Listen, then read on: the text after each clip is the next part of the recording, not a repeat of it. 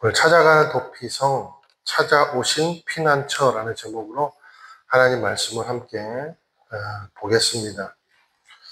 오늘은 도피성에 대해서 조금 아카데믹한 시간이 되겠지만 군더더기 없이 그 내용들을 쭉 나누고 마지막에 몰아서 우리가 받을 수 있는 교훈을 한 4가지 정도 나누고 마치도록 하겠습니다. 오늘 20장 읽으신 본문입니다. 땅 분배에 종점을 찍는 그런 도피성 이야기를 다루고 있습니다. 1절에서 2절을 보니까 땅 분배가 끝나자 하나님께서 곧바로 여호수아에게 명령을 하셔서 도피성을 지정하라 이렇게 말씀하고 있습니다. 사실 이 도피성에 관한 역사가 있어요.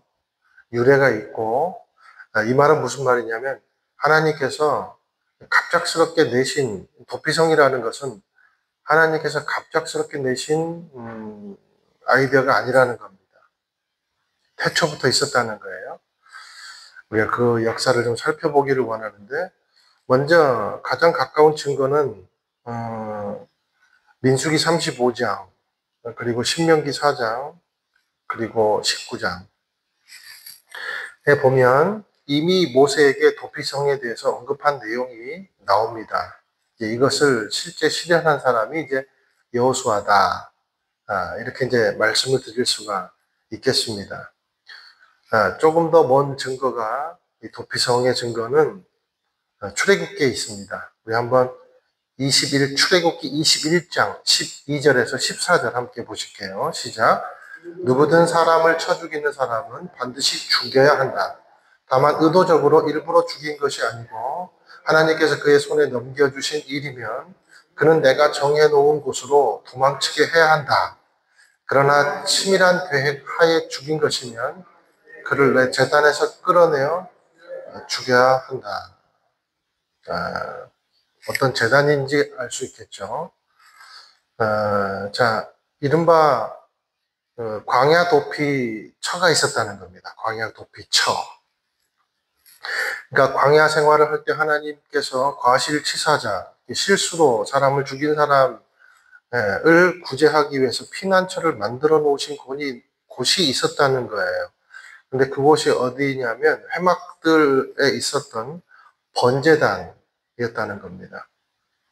당연히 번제단이 피난처였으니까 그 레위인인 제사장이 개입을 했겠죠.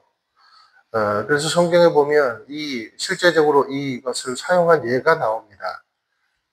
우리 솔로몬 왕 때 아도니아가 다윗 왕의 아들이잖아요. 반역하잖아요. 그때 이제 죽임을 당할까 두려워서 피한 곳이 바로 제단이에요. 제단 뿔을 잡았잖아요. 그 제단에 보면 각 모퉁이에 4개의 뿔이 있거든요. 이제 그것을 잡으면 피해자가 이제 사람을 죽이지 못합니다. 쫓아오더라도. 그것이 열왕기 1장 50절에 기록을 하고 있습니다. 이어서 요압도 뿔을 잡은 기록이 나와요. 요압도 자기가 살려고 뿔을 잡았습니다. 열왕기상 2장 28절에 기록을 하고 있는데요. 그런데 요압은요, 고의로 살인을 했습니다. 그래서 그 제단에서 끌어내가지고, 요압은 살아남지 못하고 죽임을 당합니다. 다윗이 이렇게 고백했어요. 하나님은 나의 구원의 뿔이 되십니다. 아마 이것을 염두에 두고 이제 고백한 그 고백이지 않은가 싶습니다. 이것은 무슨 말이냐면 하나님은 가장 안전하고 확실한 피난처이십니다. 라는 의미가 있다는 거죠.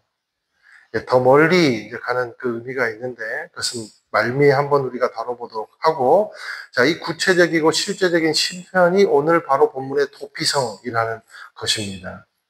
정리를 해보면 광야에서 과실치사자는 하나님께서 번제단으로 피하게 해주시고, 그리고 가나안 땅에서 과실치사자는 도피성으로 피신하게 해주셨다는 겁니다.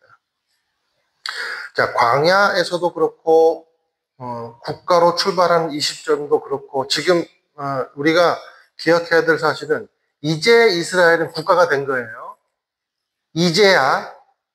이스라엘이 옛날부터 국가가 아니고 지금 이제야 국가가 됐습니다. 이 국가로 출발하는 이스라엘을 하나님께서는 어떤 나라를 만들기를 그럼 원하셨을까라는 겁니다. 무슨 어떤 나라를 하나님 만들기를 원하셨냐면 정의와 자비가 동반되는 나라를 만들기를 하나님은 원하셨다는 거예요.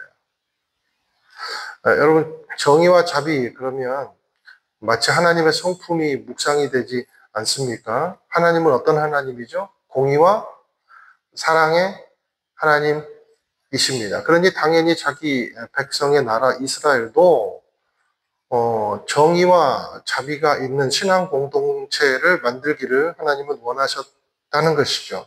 이 말은 무슨 말을 의미하냐면 도피성을 자세히 들여다보면 뭐가 보이는가?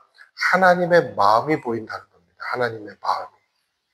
그러면 이제 도피성이 어떻게 지어졌는지, 어떤 곳에 위치하고 있는지 말씀을 통해서 한번 보겠습니다. 우리 7절, 8절을 먼저 읽으실게요. 시작. 그리하여 그들은 납달리 산지의 갈릴리 게데스, 에브라임 산지의 세겜, 유다 산지의 기랏 아르바, 곧 헤브론을 지정했습니다.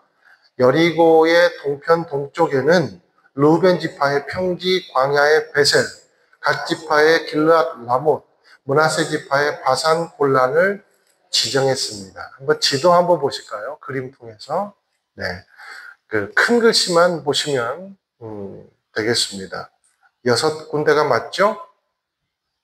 그래서 동삼, 서삼 그래가지고 골랏, 라못, 베셀 이쪽이 동, 그리고 게데스, 세겜, 헤브론 이쪽이 서 이렇게 되겠습니다.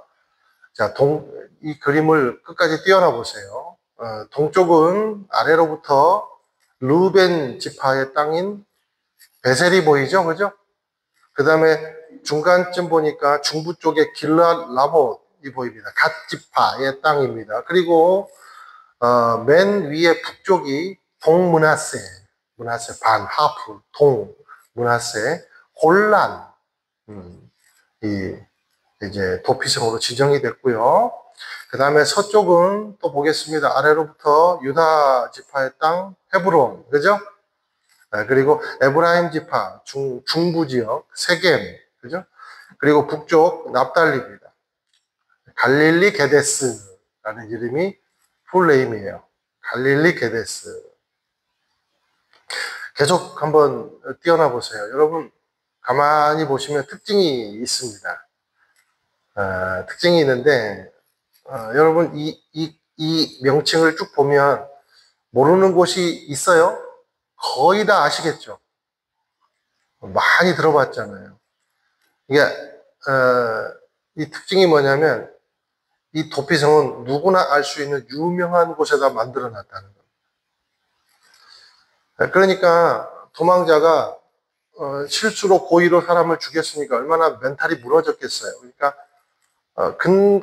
그러니까 하나님께서는 이런 도피자들의 정신 상태를 하나님께서 미리 아셨습니다. 그래서 아무리 당황스러워도 외울 수 있을 만한 곳, 그리고 알 만한 곳으로 헷갈리지 않게 하나님께서 장소를 지정했다는 겁니다. 이게 하나님 마음이에요. 자, 그리고 두 번째 특징을 보니까 거리를 한번 보세요. 일정하죠? 거의 일정해요. 근데 이 거리를 측정해 보면 하루 이상 지나지 않은 거리, 하루 만에 무조건 갈 수 있는 거리.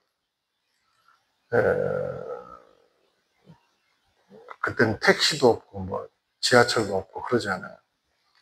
걸어서도 뛰어서도 하루 만에 다다를 수 있는 거리에다가 탁탁 정확하게 지정을 해 놓았습니다. 이게 두 번째 특징입니다. 또 세 번째 특징은 전승에 의하면 이곳으로 가는 길은 굉장히 넓었대요. 가로가 한 12m 정도 되는. 그러니까 거의 대로를 만들어 놓았고, 그리고 심지어요, 표지판까지 있었다고 합니다. 표지판까지. 그리고요, 1년에 한 번씩 지자체가 동원돼가지고 정비를 했대요. 길을. 그러니까 도망자가 시간을 최대한 단축하고 그리고 허비하지 않도록 제도적으로 행정적으로 서비스를 했다는 겁니다. 그게 이 도피성의 이 지도의 특징, 세 가지를, 세 가지로 간추려 볼 수가 있겠습니다. 이제 지도를 내려도 좋겠어요. 괜찮습니다. 자, 여러분 보세요. 의도적으로 살인을 했건 실수로 살인을 했건 생명이 죽었다는 것, 이것은 얼마나 여러분 큰일입니까? 용서받지 못할 일이죠. 그죠? 누군가 내 친척, 그리고 내 형제, 내가 아는 지인이 누군가에 의해서 타살이 되었다. 여러분, 그거는요, 용서돼요? 그건 용서가 안 돼요. 어떻게 용서가 되겠어요? 특히 가족은. 그럼 보세요. 모세도 사람을 죽였잖아요. 근데 뭐 동족들 입장에서 보면, 어떻게 보면 원수를 갚는 일도 될 수 있겠지만, 상대방 국가인 이집트 입장에서 보면 모세가 사람을 죽인 게 천인공노한 일이죠. 그래서 자기 동족을 죽였으니까 그 친척은 어떻겠습니까? 부모는요. 그래서 모세도 피신처가 없다 보니까 미디안 광야로 무조건 다름질을 한 겁니다. 그 먼 거리를. 자, 그런데 이스라엘 사회가 무조건 용서만 했는가? 또 그건 아닙니다. 천인공노할 일이니 당연히 돌로 쳐 죽임을 당한 것이 당연했습니다. 그리고 심지어 정당하게 복수할 수 있도록 제도적인 장치까지 마련해 주었습니다. 무조건 용서받은 게 아니란 뜻입니다. 그게 3절에 나와 있어요. 우리 3절 한번 또 읽어 보실게요. 시작. 그래서 뜻하지 않게 실수로 살인한 자가 그것으로 피신해 피로 복수하려는 사람으로부터 보호받게 하여라. 자, 여기 여러분 밑줄을 볼펜을 가지신 분들은 피로 복수하려는 사람으로부터 여기다가 한번 밑줄을 그어보세요. 이게 민수기 35장에서 말하는 이게 소위 고엘 제도라는 겁니다. 고엘 많이 들어보셨죠? 고엘은 한 가문이 재산이나 명예나 생명을 보호하기 위해서 존재하는 제도가 바로 고엘 제도입니다. 고엘 제도 그러니까 누가 생각이 나죠? 얼른? 룻과 보아스가 생각이 나지 않습니까? 고엘 제도에 세 가지 기능이 있어요. 그것은 뭐냐면 첫 번째는요, 기업을 무르는 기능이 있습니다.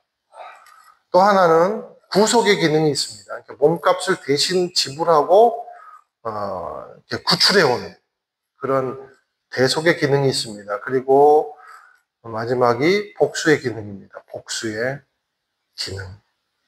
예수님이 이 세 가지를 가졌죠. 그죠? 마귀에게 복수해 주시고, 그리고 자기 몸을 십자가에 내어서 구속해 주시고, 하늘나라를 기업으로 무르게 해 주셨잖아요. 근데 여기 마지막 이 복수의 기능이 지금 이 3절이에요.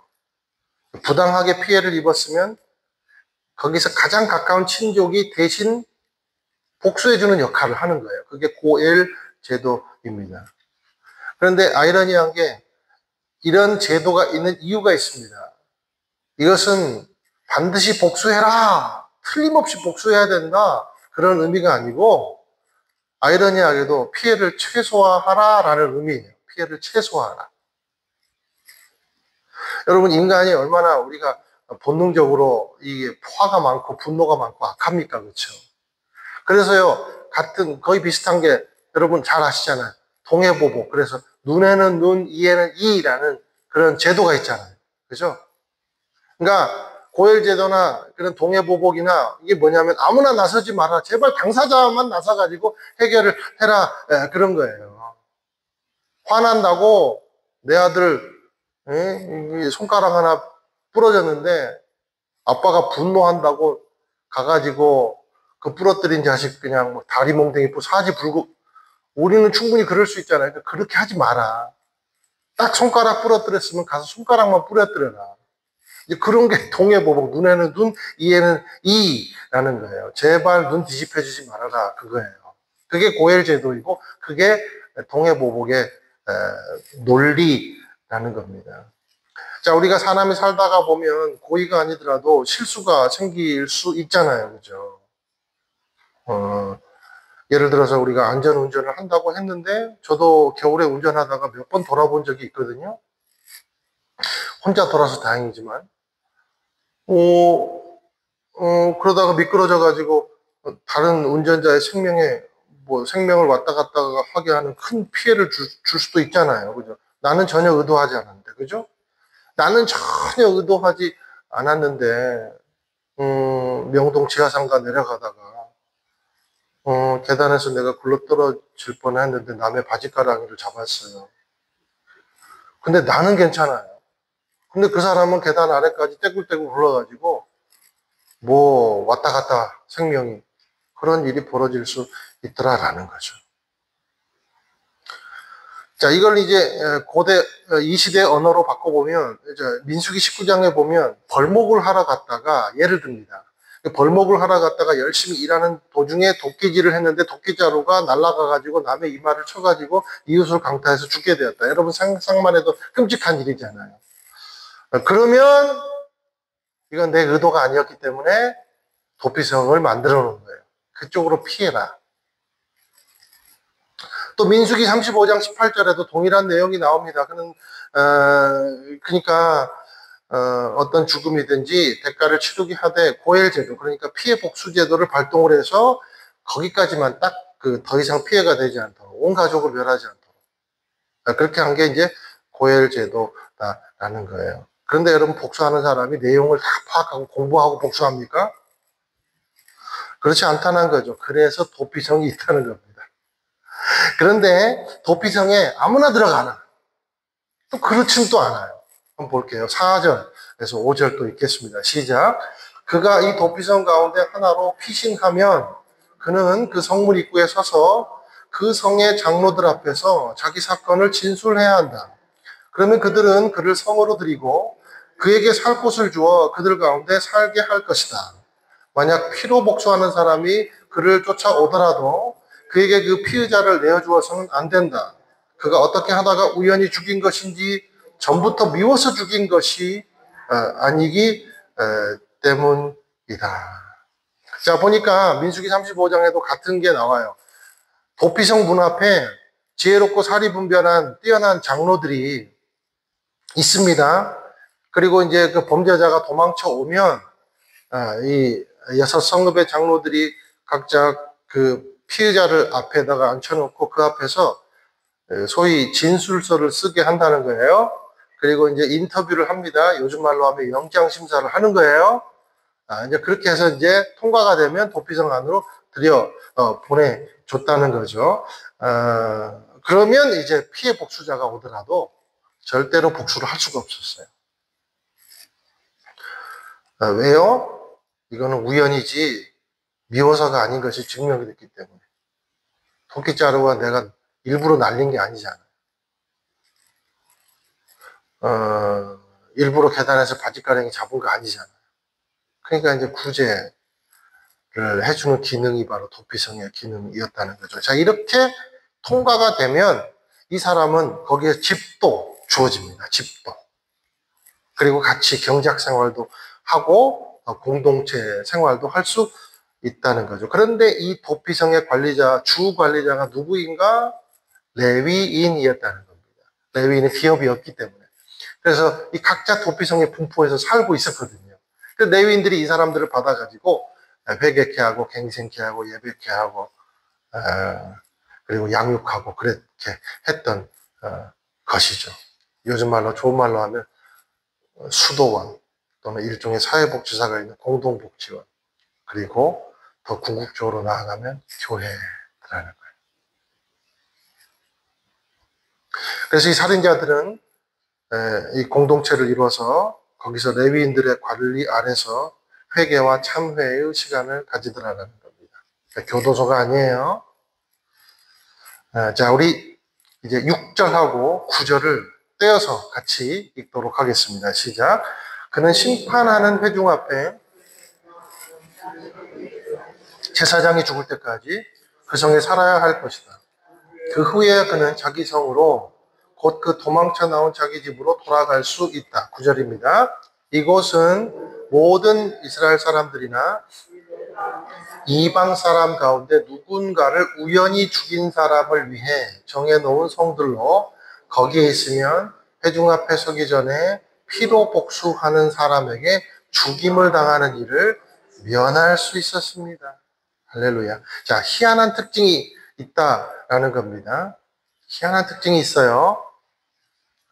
이 살인자가 집으로 돌아갈 수 있는 유일한 길이 있습니다. 6절에 말하듯이 대제사장이 죽어야 된다. 참 희한하죠. 예를 들어 볼게요. 그러면 제사장이 30대 이제 갓 제사장 된 사람이 있었는데 그때 사람을 잘못 부집을 거 아니에요. 그래가지고 들어왔으면 아마 60대에 그런 일을 저질러 들어와서 평생 거기 살아야 돼요. 그죠? 근데 제사장이 은퇴를 이제 한 달 앞뒀습니다. 근데 지병이 있어가지고 곧 이제 진단받았어요. 시한부 인생이라고. 그런데 그때 이제 사람을 이렇게 잘못 부집을 거 아니에요. 사고 치고 왔으면 한 달 만에도 나갔죠. 정말 희한한 제도 아니에요? 정말 이 제사장 하나의 죽음에 달려있다는 거예요. 이 모든 것이. 그런데 이 제도가 유대인뿐만 아니라 이방인에게도 똑같이 적용되더라라는 겁니다. 참 이 영적 의미가 있습니다. 이 도피성이. 여러분, 도피성을 잘 아셔야 돼요. 자, 이제 우리가 도피성에 대해서 어느 정도 내용을 이제 급하게 파악을 했으니까 이제 최종적으로 몇 가지 교훈을 이제 나누기를 원합니다. 우리 자막을 보면서 한번 나눌게요. 첫 번째, 도피성은 과실치사를 저지른 살인자가 직접 찾아가는 곳이에요. 제 발로 직접 찾아가야 하는 곳이 도피성입니다. 자, 볼게요. 예수님은 그런데 직접 찾아오셨다는 겁니다. 이것이 하나님의 마음이에요. 자, 우리가 설교의 서두에 출애굽기가 이제 도피성에 근접한 역사이고 더 나아가 역사가 있다고 그랬어요. 그러면 이 도피성은 언제 있었을까? 저는 묵상하다가 이런 생각을 했어요. 창세 때부터 도피처가 있었구나. 도피성의 유래는 하나님이시구나. 여러분, 인류 최초로 범죄한 사람이 누굽니까? 아담이죠. 여러분, 아담이 얼마나 큰 죄를 졌는데 인류 딱 2명 있었는데 죄진 거예요. 그러니까 얼마나 큰 죄예요. 그렇죠? 죄가 하나도 없었다가. 근데 아담이 죄를 짓고 어둠 가운데 하나님을 피해 숨었는데 하나님이 물으십니다. 아담아, 네가 어디 있느냐 물었어요. 여러분, 하나님이 그렇게 물으셨어요. 누가 찾아갔습니까? 누가 찾아갔습니까? 하나님이 찾아가셨어요.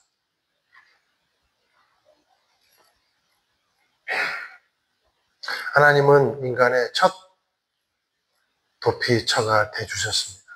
직접 찾아가셨어요. 여러분, 사랑이 많은 사람이 손해봐요. 그죠? 하나님은요, 손해를 보기로 작정하신 겁니다. 그래서 아담을 찾아갔다는 건, 나 너 절대 안 죽이겠다는 거예요. 그래서 아담을 찾아갔습니다.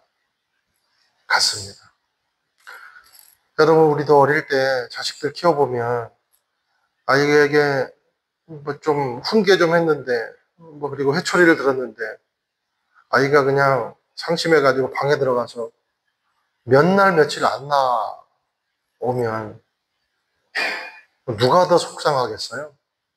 누가 더 가슴 아픕니까? 부모가 더 가슴 아파요. 그리고 애가 타요. 그 방에 들어가 있는 녀석은 몰라요. 자기 안에 갇혀가지고. 근데 거실에 있는 엄마, 특히 엄마는 애가 탑니다. 왜요? 아들보다 더 많은 사랑을 부모가 가지고 있기 때문에. 그래서 일부러 이제 한 이틀 지나보세요. 이제 엄마가 더 난립니다. 저 녀석 저기 안에 있다 굶겠다 싶어가지고 문 앞에다가 일부러 소리 내면서 밥상 탁 놓고 들으라고. 그리고 문 쾅 닫고 일부러 들으라고. 집에 아무도 없으니까 제발 문 열고 나와서 밥 좀 먹으라고. 그게 여러분 엄마 마음이고 아빠의 마음이 아니겠습니까? 그러니까 어쩌면 하나님의 마음이 이러지 않았을까. 이게 도피성이 아닐까 생각해 봤어요. 저도 예수님을 믿지 않은 시절이 있었고 예수를 믿었어도 제대로 믿지 못할 때 그리고 때로는 가끔씩 신앙생활을 하면서 가끔씩 자주자주 도망자의 삶을 살고 있더라고요. 나는 하나님 앞에 늘 도망자였는데 하나님은 늘 나를 쫓아오시는 거죠. 사랑의 추적자가 되셔서. 여러분 도피성이라는 말이요. 원어로 보면 피난처라는 뜻이 있습니다. 피난처. 피난처 그러니까 장소. 그러니까 찾아가야 되는 곳이 피난처예요. 그런데 피난처 대신 예수님은 죽음의 십자가를 마다하지 않으시고 직접 찾아오십니다. 그분이 예수님이십니다. 두 번째 의미, 도피성은 실수한 자만이 찾는 곳이 도피성이에요. 그러니까 고의로 살인을 저지른 자는 들어갈 수가 없는 곳이 도피성입니다. 죄도 특정돼 있어요.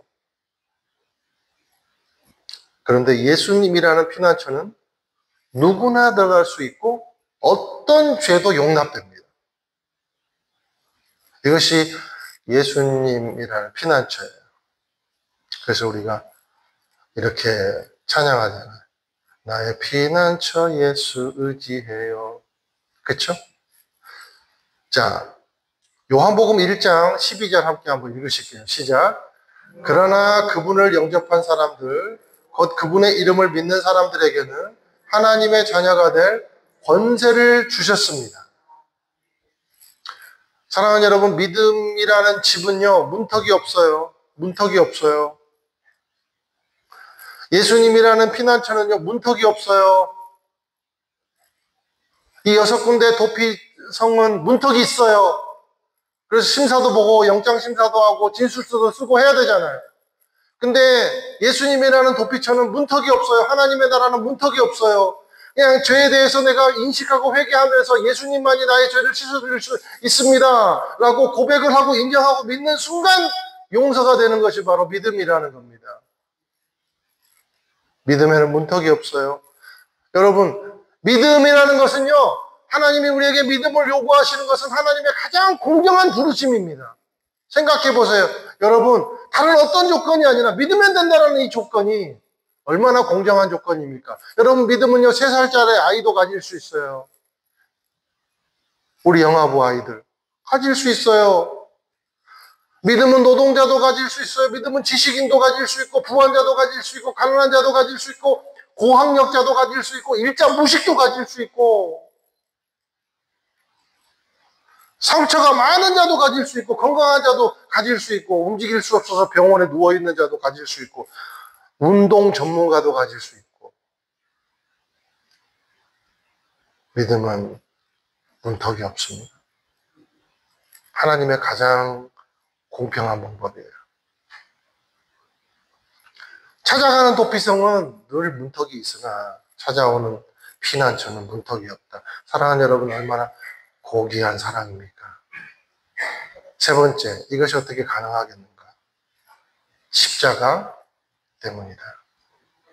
자, 보세요. 여기 6절에서처럼 살인자가 집에 갈 수 있는 유일한 길이 대제사장이 죽었을 때가 아닙니까? 네, 여기서 합이 딱 맞춰져요. 자, 우리의 죄를 씻기는 유일한 길은 완전하신 대제사장이 되시는 예수님의 대속밖에 없다라는 겁니다. 이것은요, 하나님이 만들어 놓으신 법칙이라는 거예요. 십자가는 하나님이 만들어 놓으신 법칙이라는 거예요. 인간이 이성으로 뒤집을 수 없는 방법이에요. 여러분, 십자가가 없었으면 맨날 짐승 때려잡고 그랬을 거예요. 피해 제사를 드리고. 여러분, 이 말이 무슨 말인가? 십자가는 무슨 말인가? 하나님은 자기 스스로를 얽매는 법을 스스로 만들어 놓으신 것이 십자가입니다. 자기를 죽이기로 작정한 거예요. 왜냐하면 그것밖에 해결 방법이 없기 때문에. 그래서 독생자를 십자가에 내어주심으로 우리를 용서하는 방법을 하나님은 스스로 정하시고 스스로 그 길을 걸으신 거예요. 왜요? 일시적인 용서는 용서가 아니니까. 영원한 용서가 용서니까. 그러므로 찾아오신 피난처는 영원한 해방이 있는 것입니다. 우리 로마서 5장 8절 같이 읽으실게요. 시작. 그러나 우리가 아직 죄인 되었을 때 그리스도께서 우리를 위해 죽으심으로 하나님께서는 우리에 대한 그분의 사랑을 나타내셨습니다. 솔직히 우리는요, 성경에 보면 모든 사람이 죄를 범하여서 하나님의 영광에 이르지 못했다 그랬잖아요. 여러분, 이 의미가 그렇습니다. 우리는 영이 망가진 자들이기 때문에 하나님의 이름을 부를 수조차도 없고 하나님이라는 이름을 찾을 수도 없는 존재가 됐다는 말이에요. 그러니까 우리 힘으로는 하나님을 손을 잡아볼 수가 없는 존재가 우리 하나님의 영광에 이르지 못한 존재들의 영성이라는 겁니다. 그러므로 우리는 도피성이 어디 있는지도 모르게 살아가는 자들이었다는 거예요. 그래서 하나님이 이 땅 가운데 육화되어 오셔서 우리를 위해서 십자가에 못 박히시고 그리고 우리를 영원한 회복의 길, 해방의 길로 인도해 주셨다는 거예요. 얼마나 아름답고 깊은 사랑입니까? 얼마나 아름답고 고귀한 사랑입니까? 자, 그러면 우리에게 적용해 보겠습니다. 네 번째, 교회는 어떤 곳이 돼야 되는가? 교회는 도피성이 돼야 된다. 자, 우리가 레위인의 역할을 감당해야 된다는 거예요. 교회가. 그래서 전도 집회도 하고, 그래서 쌀 나누기 운동도 하고, 그래서 우리가 중보기도 하고 그러는 거예요. 여러분, 우리가 왕같은 제사장이요 거룩한 나라에 그의 소유된 백성이잖아요. 영적 레위인. 그러므로 교회는 도피성이 돼야 됩니다. 교회는 누구나 올 수 있는 소위 이렇게 표현하고 싶어요. 오름직한 동산. 저 높이 솟은 산이 되기보다 그죠? 교회는 어때요? 여기 오름직한 동산이 돼야 된다는 거예요. 그래서 어쩌면 그 에덴 있잖아요. 에덴을 우리가 에덴을 부를 때 에덴 철옹성, 에덴 고산 그렇게 부르지 않잖아요. 에덴을 뭐라고 부르죠? 에덴 동산. 교회는 용서와 자비의 공간입니다. 하나님의 마음을 보여주는 곳이 교회라는 거예요. 사랑하는 여러분, 우리가 완벽해서 예수 믿습니까? 제가 완벽해서 여기 나와서 설교해요? 여러분이 완벽해서 여러분이 신앙생활 합니까? 절대 그렇지 않습니다. 예수님이 우리를 용납하셨기 때문에, 예수님이 우리를 찾아오셨기 때문에, 예수님이 우리를 영으로 끌고 가시기 때문에 우리가 지금 교회 안에 있는 거예요. 그리고 예배하고 찬양하는 거예요. 그런데 우리 마음에 혹시 예수님의 마음이 있지 않고 고엘의 피의 복수자의 마음이 있지는 않는가? 크든 작든지. 그리고 우리 마음속에 살다가 보면, 신앙생활하다 보면 우리가 우리 마음속 한켠 깊은 곳에 어쩌면 독버섯 하나를 키우고 있지는 않는가? 내 안에 키우고 있기 때문에 나에게 영향력을 끼치는 거예요. 그 독버섯이라는 것은. 내가 뭘 잘못했다고 먼저 손 내밀어. 죽어도 내 눈에 흙이 들어와도 난 그거는 못해. 너 힘 빠져봐라. 반드시 복수한다. 일부러 피하고 돌아가고. 우리 안에 그런 독버섯이 있지는 않는가. 판단하고 정죄하고 오해하고 험담하고 소통의 문을 막아버리고 또 이것이 내가 말하는 정의라고 생각하고 있고 여러분 모든 미움의 행동에는요 자기 연민이 있어요. 우리가 있잖아요.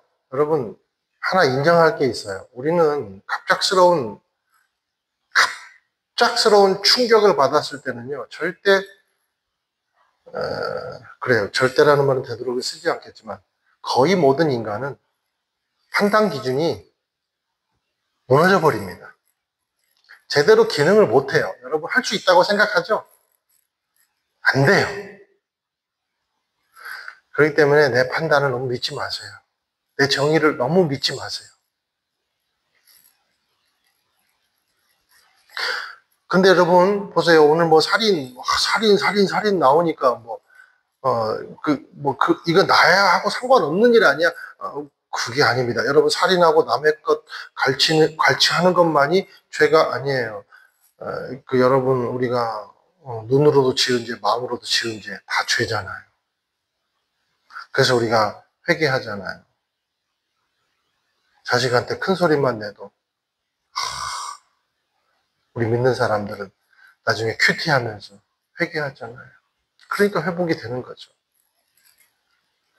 마음의 미움을 담으면 내가 병듭니다. 마음의 용서를 담으면 내가 살아나요. 그러니까 첫 번째는 하나님의 영광을 위해서 사랑하십시오. 두 번째 나를 위해서 사랑하십시오. 나한테 좋아요. 교회는 용서하는 곳입니다. 도피 성처럼. 그는 높은 산이 아니라 오름직한 동산입니다. 우리의 마음엔 철문이 있는가? 정원이 있는가? 우리 귀한 새순교회 저는 믿어요. 우리 교회는 정원이 있는 교회다. 우리 교회는 철문으로 지은 교회가 아닙니다. 콘크리트로 지은 교회가 아닙니다. 예수님의 마음으로 지은 교회인 줄 믿습니다. 그러므로 우리 교회는 꽃이 가득한 오름직한 동산의 교회가 되어야 되는 줄 믿습니다. 그럼 기도하겠습니다.